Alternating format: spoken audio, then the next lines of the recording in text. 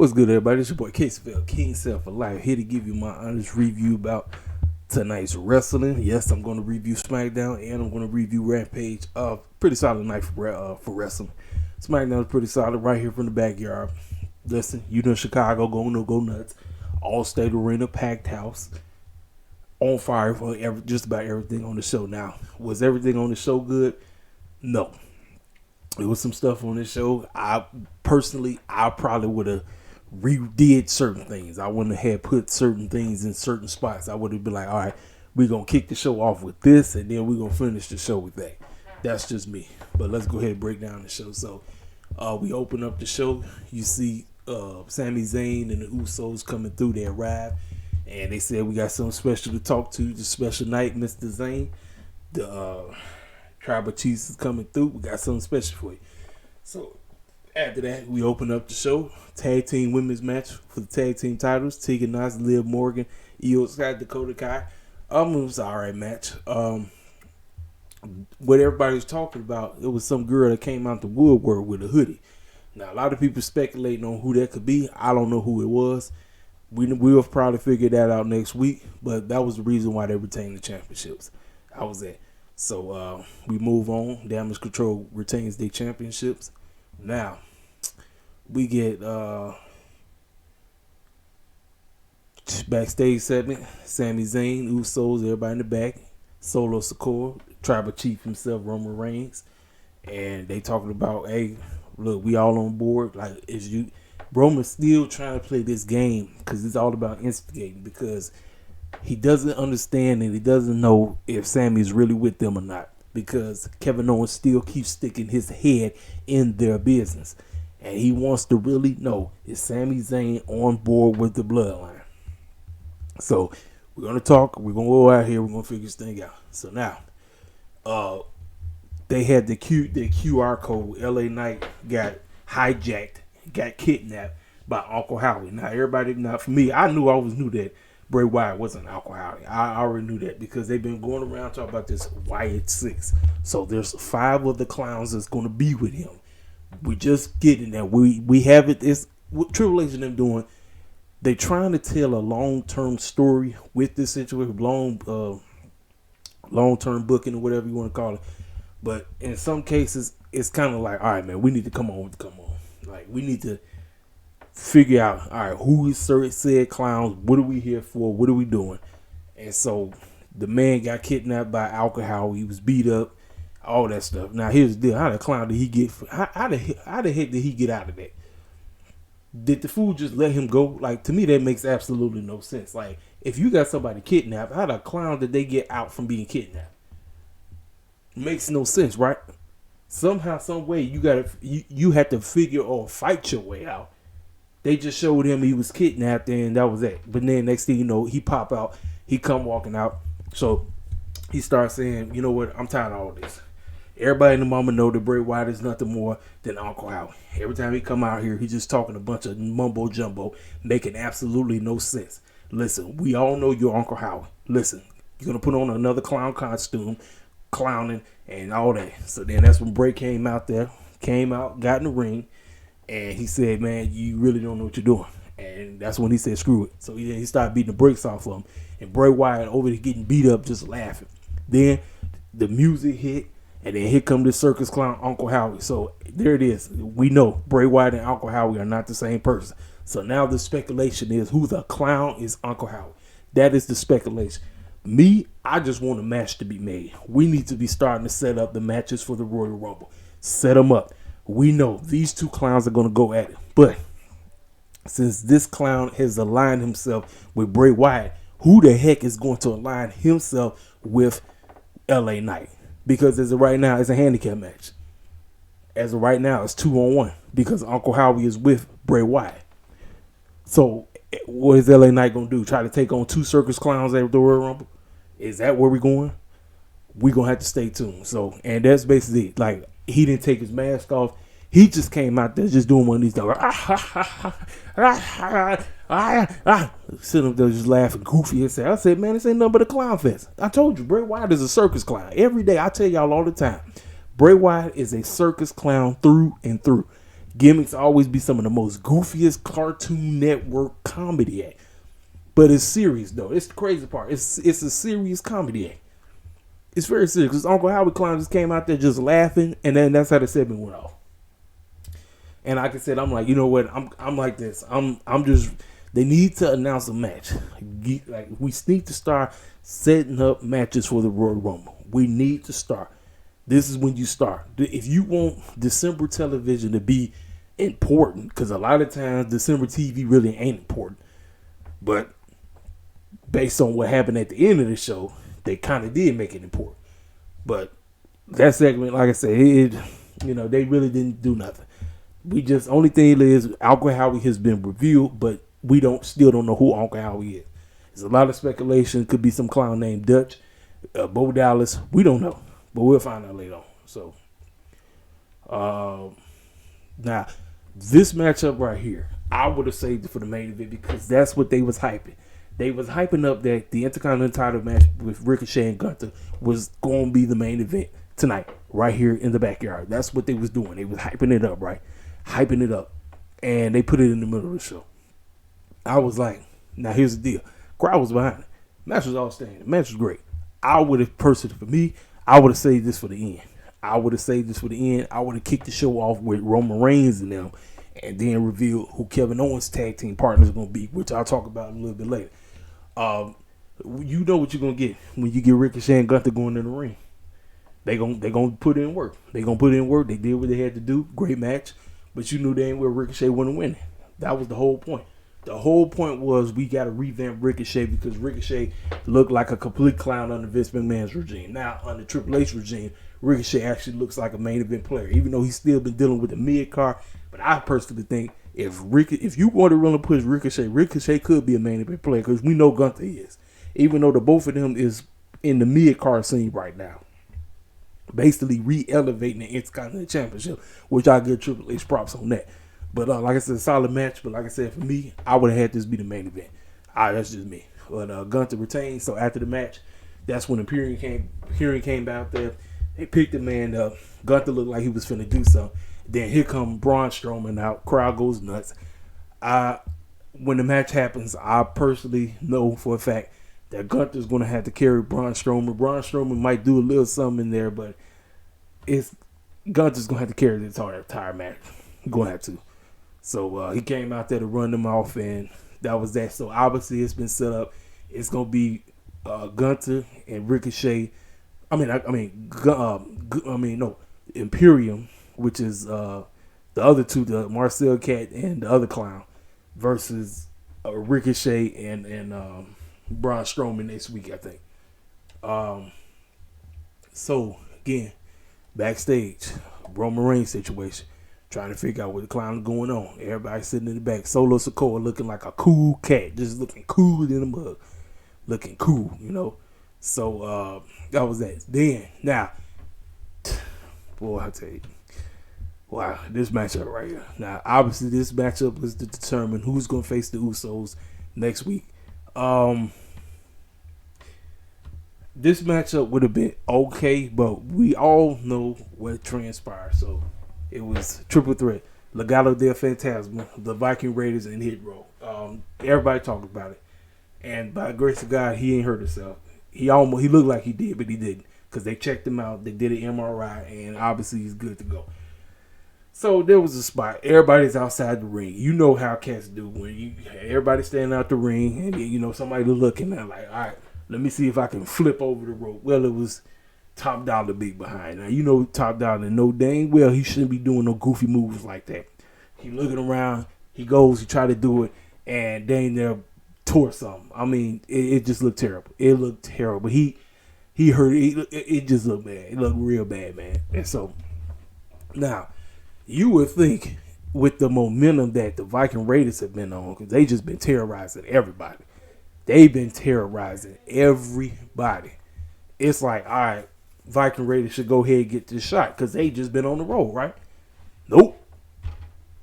Hero won.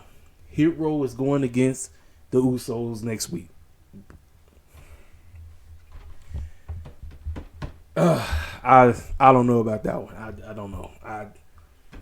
it is what it is, man. I can say that this is just Ace trying to make tag team wrestling relevant. He's trying, but they just need a revamp. The WWE tag team scene needs a completely revamp. I'm sorry, it just does. Yeah.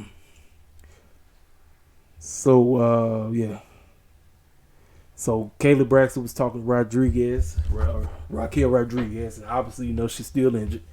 And she said that there's going to be a gauntlet match. And obviously, she asked her, are you clear? And she said, technically I'm not, but this is personal. They tried to end my career, and I'm going to be a part of that. And next thing you know, here comes Shayna, here comes Ronda. They once again beat the brakes off of, tore up. And obviously she's still going to be in the match, but, I'm sorry, y'all. I really don't give a rat's behind about the Smackdown women's side of the picture right now. I don't. I'm trying to care, but I just honestly don't give a rat's behind about it. It's worthless right now. I cannot believe I'm saying this, but as much as I can't stand her behind, Charlotte is on her way back. She gonna have to revamp this whole thing, and I don't care nothing about Charlotte, but it's just sad. The SmackDown title picture is sad, right? SmackDown women's title picture is just a sad joke. It is a sad joke. So now here come the Bloodline. The Bloodline come out. Crowd of Chicago goes crazy. They acknowledge him. They get out there. Roman get in the ring. He say, Chicago acknowledge me, and everybody going nuts. Everybody crying. Everybody going crazy, right? Then he say, at War Games, we dominated. Hey, this is the first time in a long time since then that I've been in the same ring with the entire Bloodline. But hey, listen, everything seems to be good.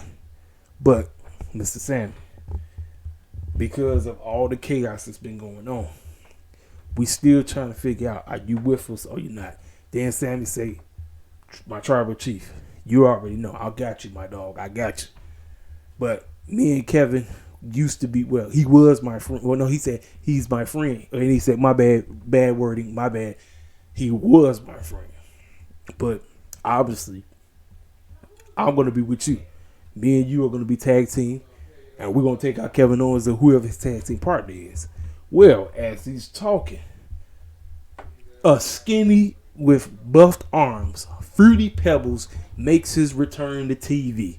Pops on the screen. He said, hey, Roman, what's going on, buddy? Sammy, hey, what's going on? I'm back. Listen, I got a call from Kevin Owens. Kevin Owens said, hey, look, man, listen, it's been a good long time since me and you actually tangled up, but I was looking to get in the ring with you. Hey, I throw a couple of emojis out here, and hey, listen, how about this? Everybody was wondering, is Fruity Pebbles going to miss the 2020 entire calendar year? No, I'm going to be back for the December 30th episode. And while me coming back, how will I be Kevin Owens' tag team partner? Isn't that great? And that's how the show went off. So, overall, SmackDown's a decent SmackDown. But here's the deal. Now, I don't know the clown name. He's a producer for SmackDown. This fool had the nerve to put up on Twitter, SmackDown is a can't miss. See, this is the problem that clowns like this fall into. TK falls in that same category because TK be doing that same jump. You can't miss Dynamite and then it be trash. You can't miss Rampage, then it be trash. This fool right here, you can't miss SmackDown. Well, obviously, I'm gonna be honest with you, it was a missable episode, but it was decent. It wasn't the best episode because I'm watching and I'm sitting here like, okay, well, what's about to pop off? Is anything that's about to be mind blowing? Because that's basically how his tweet was when he put that goofy tweet up there. He put the tweet up there like, oh, it's gonna be mind blowing and you can't miss. Nah, take this L, man. Take this L. SmackDown was a decent show. It was alright. It's a very decent show, but still, it wasn't mind blowing. It was not. Yeah, you got Fruity Pebbles to come back. Fruity Pebbles has returned. He will be back. We got him. We got him for the last show. He'll be on the last episode of SmackDown because that's when they're going to do it. But it is what it is, man. So that's SmackDown review. Now, let's go ahead and break down AEW Rampage. So,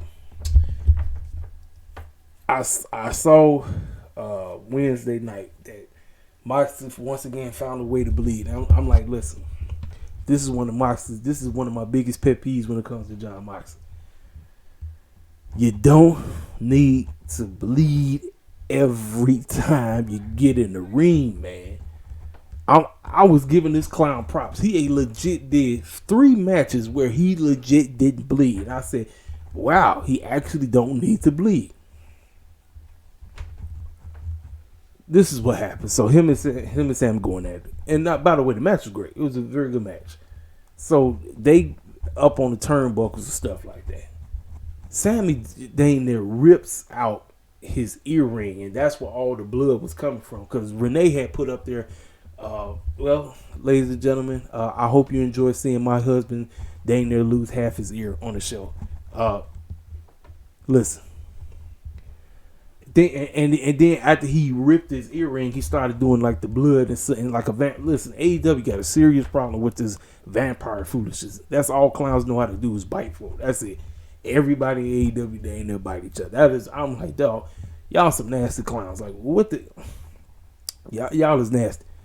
Y'all is nasty. So all the blood coming out, sucking this blood like a vampire. Then him and Taya gonna go do it. Because Taya went at the opportunity because see Sammy had Rick Knox distracted. Taya went over there, slapped the man, and then took some of his blood and she wiped it on the side of her face. Then the two of them got to making out. I understand they're trying to get intimidation or whatever. So, but like I said, man, every match does not need blood. That is one of the biggest problems with Tony Khan and them. You don't only do it when it matters, man. Because you know. Clown's finna be bleeding like crazy next week, especially with the trios title match, the Hammers match. Fools finna be bleeding like crazy. We know you didn't need to bleed tonight. You didn't. I understand you try to use blood to enhance, but sometimes they overdo it, and this was a perfect time to not do it. You didn't need to do that. You didn't need to do it. So with all that mess going on, all that stuff going on, Moxley made this man submit. He tapped out. Well, actually didn't tap out. He put him to sleep. And he won the match. So after that, now, for me, this was the best part because the match is done. Moxley hops on the mic. He gets on the mic. And he said, well, since you quote-unquote claim you're not clear, I want Heyman to get his behind out here right now since he's so want to get his revenge on me. Get your behind out here. When Heyman comes out, let me tell y'all something. When Heyman comes out on Rampage, it just makes Rampage feel more important. It makes Rampage just feels like it's an important show. Like you gotta watch. Heyman came out there, all the security folk got out there, and they started trying to brawl. Security fools got laid out. He did a buckshot Larry on one of the security dudes. Listen, they are enhancing the story. I love it. This is what you want. I keep saying it. Whatever happens on Dynamite must carry over to Rampage. If you want people to care about Rampage, storylines must matter and they must carry over. This was perfect. I can't be mad at that. Moxley Heyman situation, whenever they plan on having a unsanctioned match, if this is going to, listen, I don't know if we can carry this thing over to, I don't know how you can tell a story and prolong it all the way to March. I don't know how they're going to be able to do that. But unsanctioned match is around the corner. I'm just telling you right now. They getting ready to beat the brakes off each other because you know it's going to happen. So, we get FTR, and they cut a promo about feeling like they let everybody down, and I said, no, y'all don't let nobody down. Y'all been putting on some of the best tag team matches all year. Y'all been out here just balling out. I mean, and let me tell you something. Look, obviously you know they was gonna be bleeding like crazy and everything, but I like the aftermath. Anytime you get cut open or something, I miss the days when cats would have the bandages on. You selling the aftermath of the blood and everything. That's what I like. That's straight old school wrestling storytelling right there. They had the bandages on the arm, bandages on the head. I love it. It was great. So they went out there and they started talking about how they going to continue to represent tag team wrestling. But they said they can't wait to get their hands on these dumb A-boys. That's basically what they said. So obviously on the Christmas episode next week, they are going to beat the snot out of the A-boys. Perfect promo. Great. Outstanding. Then we get the ladies match. We get Britt Baker versus Sky Blue. Now, so for me, anytime when Sky Blue is on TV, see, let me tell you something. We know Sky wasn't winning, but all the eyeballs are on Sky because we understand that come 2023, 2024, Sky Blue will be in the title picture. I'm just telling you right now. So right now we're watching her growth because it's all about growth. We was watching to see what her and Britt Baker's going to do. And as I was watching this match, I seen the potential. Sky Blue has a lot of potential. She still needs work in certain areas or whatever. But I'm telling you right now, 2023, 2024, keep your eyes out on Sky Blue because she will be elevated into the main title picture. I'm just telling y'all right now. Young lady has it. So her and Britt doing what they had to do, but you know Britt was going to win. Britt does a curve stomp. I call it a curve stomp. She did a curve stomp and gets the 1, 2, 3. And so then after that, that's when oh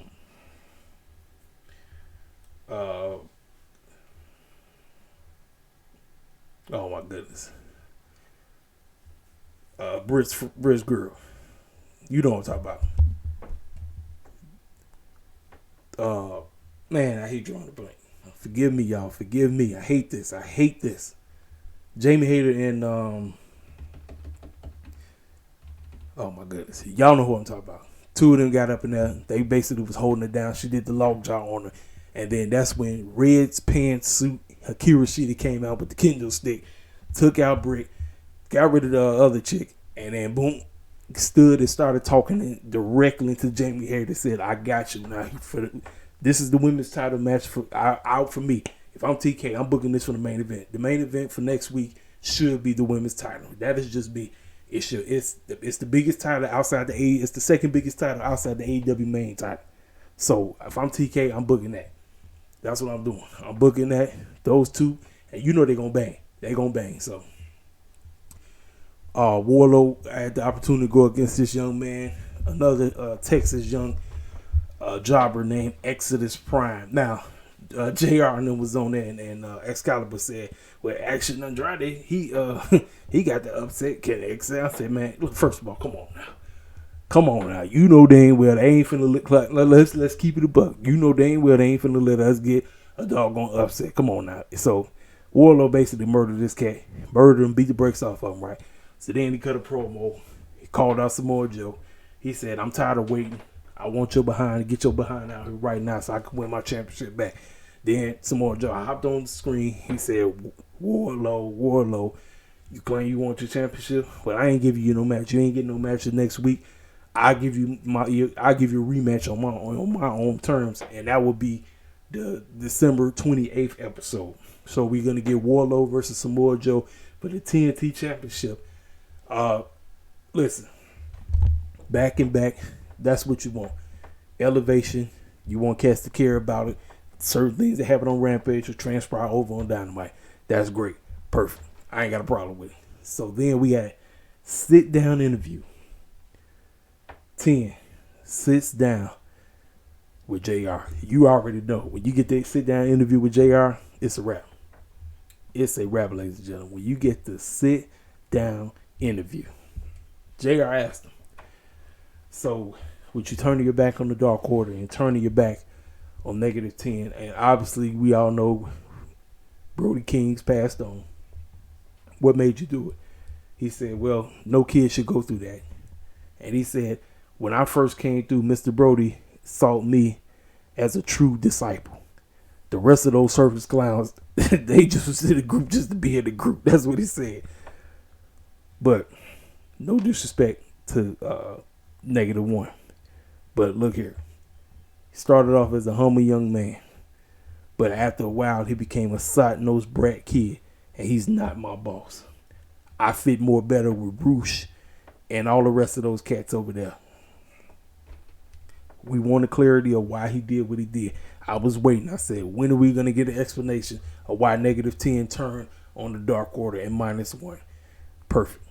Great. So then we get to the main event. 4-on-4. OC Best Friends and Dustin Rhodes versus Kip Sabian, Trent Seven, Butcher, and the Blade. They spew. They said what they said. Mark Henry says his line, "It's enough talk. It's time for the main event." They went out there. They did what they had to do. Obviously, you know Dustin and them was going to get the win. That's what it was. And that's how the show went off. Very solid episode of Rampage. My biggest gripe, you didn't need the blood. If Moxley didn't bleed, I think Rampage would have been a home run. Personally, I think it would have been a home run. But because he was bleeding, it just took away from it. it didn't need to bleed. It did not need to bleed, man. Oh, I forgot. We got a little little tension that's going on with Jade and the baddies. Jade was talking. She said why the clown was not Kira. Why the clown was Red Velvet looking a certain kind of way. She said, are you in the group or not? And then that's when Layla said, no, it's because of this, to show you what's going on. And it was again about Bow Wow. So let me tell y'all something. The tension is coming. I think Red is the one. But remember, Mercedes ain't coming by herself. I don't think she's coming by herself. What if, like I say, just me, what if it's Trinity? What if it's Naomi, the one that aligns with Bow Wow, and then challenges Jay for the championship, and the baddies turn on Jay and align themselves with Naomi and Bow Wow? Jade is vulnerable now. She lost everything.